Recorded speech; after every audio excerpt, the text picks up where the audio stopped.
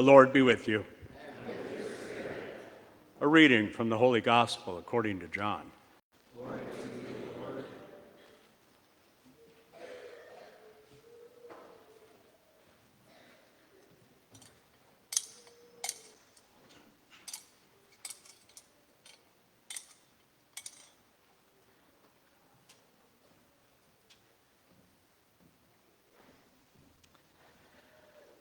Jesus said to his disciples, "If you love me, you will keep my commandments, and I will ask the Father, and he will give you another advocate to be with you always, the Spirit of truth, whom the world cannot accept, because it neither sees nor knows him.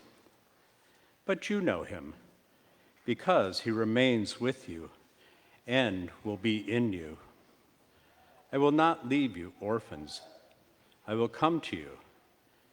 In a little while, the world will no longer see me, but you will see me, because I live, and you will live. On that day, you will realize that I am in my Father, and you are in me, and I in you. Whoever has my commandments and observes them is the one who loves me. And whoever loves me will be loved by my Father, and I will love him and reveal myself to him." The Gospel of the Lord. Praise to you, Lord Jesus Christ.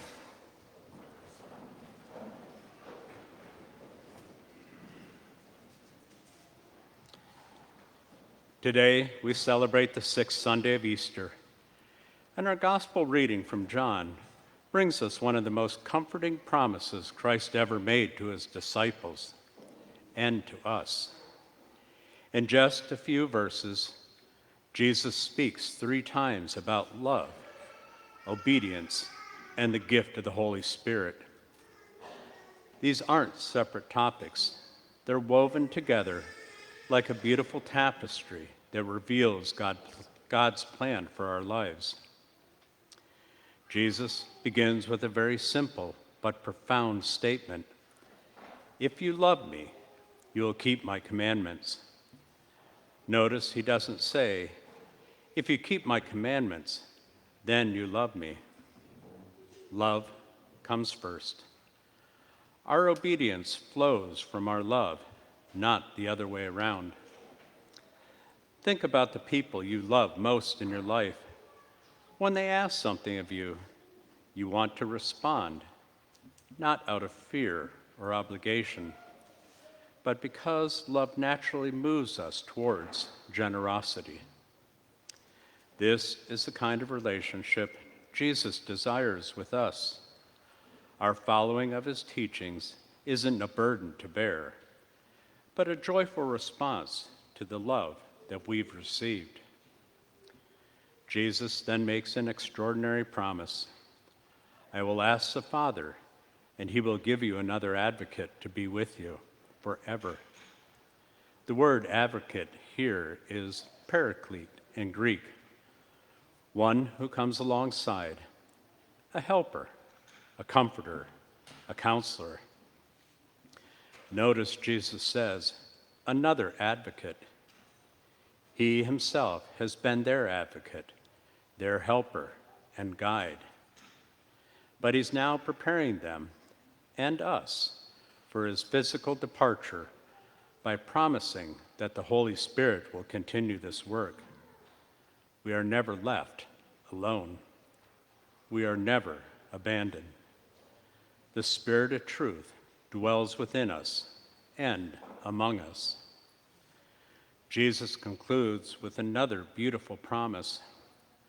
Those who love me will be loved by my Father, and I will love them and reveal myself to them. This isn't about earning God's love.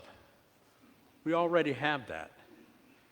This is about experiencing and recognizing that love more deeply.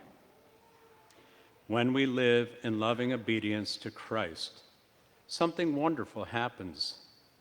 Our spiritual eyes are opened. We begin to see God's presence in ordinary moments. We recognize his voice in the silence. We feel his comfort in our struggles and his joy in our celebrations. So how do we live this promise in our daily lives? Let me suggest 3 simple ways.